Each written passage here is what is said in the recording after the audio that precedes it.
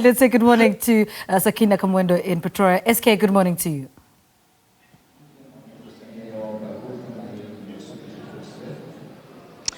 And of course, another Saturday and another manifesto launch. As SABC had promised, we'll be bringing you a special broadcast from the big five parties, as in the parties with the most representation in Parliament. So this morning, it's the turn of the Freedom Front Plus, and they've brought us back to the capital city. And of course, we are at Heartfelt Arena this morning. So the arena in which the manifesto will be launched. And as you can see here behind me, the chairs already set out. They are expecting around 200 members and supporters, 2,000 rather, to attend the manifesto launch this morning. So just taking a look back at the Freedom Front Plus, this party, of course, established in 1994, just 2 months before the 1994 elections. And it was because of the endeavor of General Constant Viljoen, who felt at the time that it would be good for the Afrikaner nation to participate in its democratic dispensation, of which some people, of course, had their doubts. Now, he was, of course, one of the founding members of the Freedom Front Plus, along with Dr. Corné Mulder, also Dr. Pieter Mulder, and the current leader of the party, Dr. Pieter Groenewald. So we will be listening out to what they have to say and looking at how different this is from what the Freedom Front Plus was talking about around 5 years ago. That idea of a false start has now long been put to bed, and it is now about the minority rights of Afrikaner people and other minorities, as well as the Freedom Front Plus has, of course, changed its view, its perception of what is going on in South Africa. And when it was established, it was the Freedom Front Plus. As I said, it was something that came about as a representation for the Afrikaner community. But then in years later, you had the Federal Alliance of Dr. Louis Late, and they, I think, around one of the floor crossing times, they actually joined the Freedom Front, and later the Conservative Party also joined the Freedom Front Plus in around 2003, and that's when the Plus was added to the Freedom Front. So we are here for their manifesto launch today, and we'll be taking a look at how the party fared. Of course, in their first election in 1994, 9 seats in Parliament is what they garnered. Subsequently, not so good. In the very next election, they lost 6 of those 9 seats, and this was some thought because the constituency had become disillusioned with waiting for that false start to materialize. But as we say, they have since veered slightly away from that, and of course looking at other matters of how to represent the Afrikaner community and other minorities in a democratic South Africa. So this is what we'll be talking about, and of course I'll be joining the rest of the crew. But for now, let me hand you over to Kani Mapanga. She's just outside the arena, and of course speaking to some of the members and supporters who are gathered here this morning. Kani? Thank you to my colleague Sakina. And as expected, a number of Freedom Front Plus supporters have started trickling in ahead of that manifesto that will be presented by Dr. Groenewald at around 12 today. I'm just going to be joined by Shobi Arnoldi Altus Boshoff, Corey Wilmerans, Merose Defito, and Devi Naidu to just articulate their expectations ahead of this manifesto and what it is like living in South Africa, considering the current state of the nation. I think I'm going to start over with Shobi first, one of the first supporters that joined us this morning, wanting to articulate why they've showed up today. Perhaps you can tell us where you're from, how long you've been a supporter of the Freedom Front Plus, and what you expect from Dr. Groenewald later today. Goeiedag. Ja, ek is van Ermelo, Sekaligo, plaaslike munisipaliteit. Ek is 'n raadslid daarso en ons doen baie vir die dorp en ons probeer die dinge verander. Dis hoekom ons vandag hier is, want ons wil 'n verandering in Suid-Afrika hê. Ons wil die land bou soos wat dit veronderstel is om te wees. Ons is moeg vir leebeloftes. Suid-Afrika gaan gekrippeld met al die misdaad, al die verval, en ons is vandag hier om na die bekendstelling van ons manifesto te kom luister en om dit wat daar gesê word uit te dra aan die gemeenskap daar buite, om die land te help bou en om die party te help groei. Vryheidsfront Plus is die party om voor te stem. All right, thank you very much. On Shobi there articulating his message. We then also have Mr. Altus here, quite a young supporter of Freedom Front Plus. Perhaps can talk to some of the challenges he has been experiencing living in South Africa. Hello, I'm Altus Boshoff. I come from Ermelo. I've been a supporter for about 3 years now. My father was part of a municipal verkiesing. And so I've been supporting him from there, and then I met Chobi and we've been supporting there. Some of the challenges I face, or I think that are prominent in the country at this stage, is the energy crisis. It's a big problem. And then also the allocation and management of funds. It needs to be allocated to the right places, and the management needs to take accountability for that funds. Otherwise, it's just getting lost and is not used for the right purposes. Quite a lot of concerns, Sakina, here regarding load shedding from some of the supporters. And then we also have quite a diverse variety of supporters that have showed up this morning for that manifesto, such as Merose Defito. Thank you so much for joining us on Channel 44. Can you tell us why you've shown up today to Freedom Front Plus? Is this a viable alternative for you in South Africa? I'm looking for food parcels because I'm staying alone at home. I haven't got anything. My grant's money is not big for me. It's a little money. And then the street where I'm staying, it's just not like this. So where did you hear that you could come here for a food parcel? I heard for somebody told me that I must come here. Do you know anything about the Freedom Front Plus? No, I don't know. I'm just alone at my home. I've got nothing. And the load shedding waste my food in the fridge. I don't eat well at my place because of load shedding. I didn't want load shedding because I'm alone and I'm afraid. You're afraid? Yeah. And you don't know anything about whether they can solve these challenges for you? I don't know if they can help me. All right. Quite a sad story here, Sakina. Merose Defito, who is, as you can clearly see, a black woman that has come to this Freedom Front Plus manifesto, but not exactly to hear the manifesto, but because she heard that she may be able to get a food parcel by arriving here. This speaks to the many socioeconomic challenges that we are experiencing in the country. And before we wrap to that, I do also want to quickly bring in Mr. Corey Wolmarans before we wrap to Sakina on some of those challenges. As you've seen right now, Mr. Wolmarans, a woman here of a minority group showing up today, not knowing about Freedom Front Plus, but coming for food parcels. I mean, how do you respond to such? The food parcels, we are not, we are not going to dish out food parcels. We are here for the launch of the manifest, and we hope that we can rebuild this country of ours. The people, the poor people, the Freedom Front will look at them in the future with our coalition that we formed. So we will be able to help these people where the ANC did all the promises and nothing came about. All right, thank you so much, Mr. Wolmarans. They're just responding very quickly to Mayor Defito, who's just highlighted a different purpose for being here. I'm going to throw it back to you, Sakina, there in our field studio. Well, thank you so much, Kenny. And yes, as we have been progressing through these manifesto launches, I'm joined once again by SABC Head of Politics, Mzwai Mbeje, and of course the Head of Research here at the SABC, Dr. Ranesh Doraj. So it is number 4 of 5. So at this point, we are in a position to kind of start comparing what is important to whom. But Freedom Front Plus, here we are, and we said we're covering the top 5. They are in the top 5, of course, courtesy of that very good showing in the last general election. Absolutely, Sakina. A very good morning to the viewers. And as we have been speaking and watching and monitoring here, we're looking at this. This is year 2024, and we know that this party was established in 1994. And you look at the profile of the attendees here.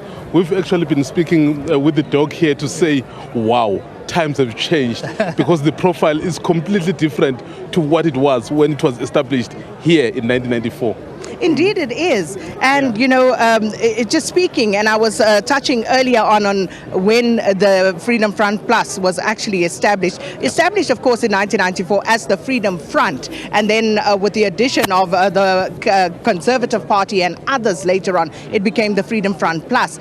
But Dr. Ranesh Doraj also, in 1994, the party was established 2 months before the elections. Yeah. In 1994, 9 seats in parliament. And then the following election, there was a slip, and they ended up with 3, which was the status quo for quite a while until the last election. Yeah, no, absolutely, Sakina. And once again, very good morning to all our viewers at home as well. So obviously the big breakthrough for the Freedom Front Plus actually happened in 2016. That was the local government elections. And then in 2019, the national and provincial elections. In that election, the Freedom Front Plus actually increased their support in all 9 provinces. On the national ballot, they received 250,000 more votes. On the provincial ballot, 201,000 extra votes for the party. And like you said, in 2014 they had 4 seats. 2019 a 60% increase from 4 seats to 10 seats, and they got seats provincially, 8 more seats. There was a 58% increase in 8 provinces. The only place they didn't get a seat was in KZN, and then Gauteng was the magical place for the Freedom Front Plus, because from Gauteng they received the most number of votes in terms of increases, 117,000 more votes. On the national vote was 117. On the provincial ballot, 101,000. But key for the Freedom Front Plus was the 3 metros. 2 here in Gauteng, Johannesburg, between 9,000 to 12,000 extra votes, national and provincial ballots. Tshwane, this is where the launch of the manifesto is happening right now, between 40,000 to 49,000 extra votes. And then obviously the one in the Western Cape, the other metro, is Cape Town. There they received between 9,000 to 15,000 extra votes on the national and the provincial ballot. So if you look at all these figures, this marks a kind of a 65% increase in just those 3 metros for this party that actually started in 94, very, very humbly, just with 4 seats. Then 99, they kind of dipped because I think maybe their supporters bought into the DA message of the fight back campaign of the DA. Some of their supporters probably gravitated towards the DA and abandoned the Freedom Front. Then they were kind of static, between 2004 to 2014, 4 seats, 4 seats, 4 seats. And then the big breakthrough obviously came in 2019, 60% increase, 4 seats to 10. Yeah. And of course, it seemed to take us by surprise, but I don't think it took them by surprise, that showing in the 2019 general election. Because if you remember, when the Freedom Front Plus launched their election campaign, they went to one of the metros. They went to Port Elizabeth, to the Nelson Mandela Bay Metro. And it was clear that they knew that there were votes up for the taking. But I suppose, why did we not pay that much attention to the sort of shifts that were happening in this constituency? And especially, Sakina, because they also capitalized on the uncertainty within the DA. Remember, at the time, the DA was led by Mmusi Maimane, and there was a lot of unhappiness in certain quarters. Yes, Maimane was trying to drive the DA in a particular direction, because for you to be able to actually govern South Africa, so you definitely need the majority of the black vote. So I think the strategy of Maimane was to try and perhaps go big on the black majority, but somehow in the process alienating that core traditional vote of the DA. That's why they then found a new home in the Freedom Front Plus. You would recall that at some point when there were disagreements, and I think there was a point where they wanted to discipline Helen Zille. So there was a point where she actually almost formed her own party because the donors were willing and ready to actually fund her to form a new party. So given that the state of affairs within the DA and the body politic of South Africa at the time was uncertain, so it was ripe for the Freedom Front Plus to then catch on that core traditional vote of the DA. So that is why you saw this kind of progress. But what I find more interesting, as I said at the beginning, is that I'm looking at the profile of the voter of the Freedom Front Plus. It is changing. It's no longer that only white dominated. I mean, I'm seeing a lot of black people here who have come clad in their Freedom Front colors. So which A makes lot it of very coloured interesting. people as well. Absolutely. And I must say, I've asked some of them where they come from, and quite a few that I spoke to here come from the Western Cape. Yeah. You know, we've been speaking in these manifesto launches, given that 3 of the big 5 are taking their launches to KZN as a key battleground. The Western Cape is likely to be very interesting as well, Dr. Ranesh. Yeah, absolutely, Sakina. You know, if you look about, if you compare battlegrounds, KZN is one of them, like you rightly said. The second one is Western Cape, and the third one is Gauteng, for obvious reasons. You saw in 2019, the ANC was very weak in Gauteng, especially, and obviously in KZN. And in the Western Cape, the DA actually regressed in terms of the percentage of votes they received in 2019. So, other parties have smelt blood. And obviously, a game changer in 2019 was Patricia de Lille's Good Party, which did extremely well, among the coloured voters. And in this election, we are expecting, parties like Patriotic Alliance, Good, even the Muslim parties in the Western Cape, related to the Israel-Palestine issue, they possibly going to gravitate away from the DA and maybe towards parties like the Freedom Front, like Patriotic Alliance, and maybe even de Lille's Good Party. But Western Cape is a battleground. I think the DA will still retain the Western Cape, but with a lessened majority. I think it'll get around 51, 52%, but the DA will be affected, because if you look at the 2021 local government elections, the DA in all, it lost around 1.6 million votes. And those 1.6 million votes actually went to 4 parties. One was Good, one was Freedom Front Plus, the other one was Patriotic Alliance, the other one was, there were 4. Action SA, yes. Action SA. Yeah, that was the new player in 2021. So the nuance to be added to that is, of course, the DA may do well, in the urban areas of the Western Cape. But what about the rural vote in the Western Cape? Do you think, that's where the real battle is going to be fought? Because if you're in Cape Town, if you're in one of the cities in the Western Cape, your reality is different, although some of the people would argue that in the townships it's a completely different world from what is happening in suburbia in the Western Cape. But where do you think the Freedom Front Plus would be looking to really capitalize? I think the metros are a target, as we've seen in 2021, because the Freedom Front Plus moved into DA territory. Most of the support, in the past for the Freedom Front Plus has come from the rural areas. You look at provinces such as Limpopo, Mpumalanga, Northwest, and the Free State. Those are the target areas for the Freedom Front Plus, but I think they're going to be targeting the metros plus a combination of the rural areas, especially in places like the Free State. We've seen recent by-elections in the Northwest. There were 6 by-elections, I think 1 in Limpopo and 5 in the Northwest. Of those 5 in the Northwest, the Freedom Front Plus actually took away seats from the DA, and there was 1 in Limpopo that went from the DA to the Freedom Front Plus. So I think according to the stats, according to electoral data, I think the Freedom Front Plus will kind of dip their toes on in both areas, rural plus metros, because, the metros have proven like strong areas. This is the reason that they're here today.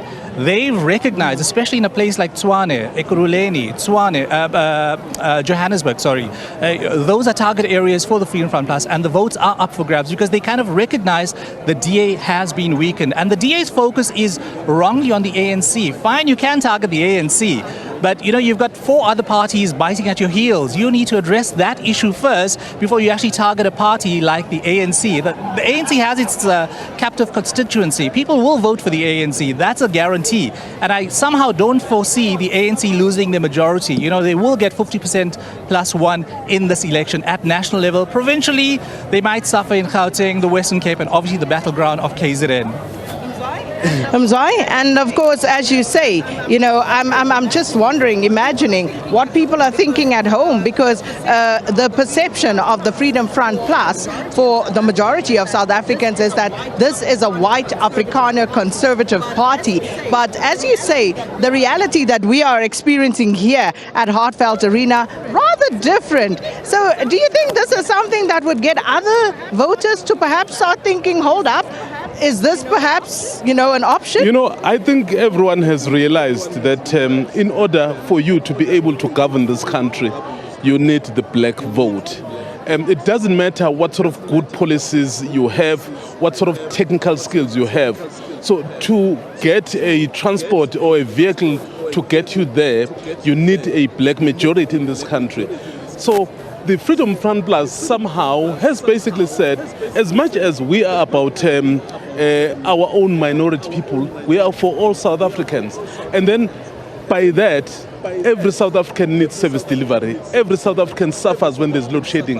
Every South African, when there's a crime, suffers. So the problems that are afflicting South Africans in general, it doesn't matter your skin. So if then you see the vehicle that will be able to solve some of those challenges, so there's no reason of you not hitchhiking, if I may use even that word, on that vehicle. So I think that is what is happening. And also, Sakina, look at the multi-party charter. Multi-party charter is organizations really that include so many people. In fact, as I was hearing a doc speaking about the DA losing support to the Freedom Front Plus and Action SA, I was also thinking and saying, well, maybe the DA is not so much concerned because it knows that it's a bit of a javelin. So I'm losing here, but I'm going to grab there through multi-party charter. So Except it could come back to haunt you if you are trying to be the leader of that coalition and other parties fare better, I would imagine. That could be a bit of a conundrum. And we've heard the Freedom Front Plus already saying that they would back the IFP's SABC for president in that charter. So I'll tell you what, we're going to come back later on. We'll talk more about the manifesto. We'll look at those 5 key touch points from the 2019 manifesto, unpack that, of which, of course, the land question was top of mind for the Freedom Front Plus. We'll tell you what was said and, of course, what the Freedom Front Plus hopes to achieve and how they wish to get there.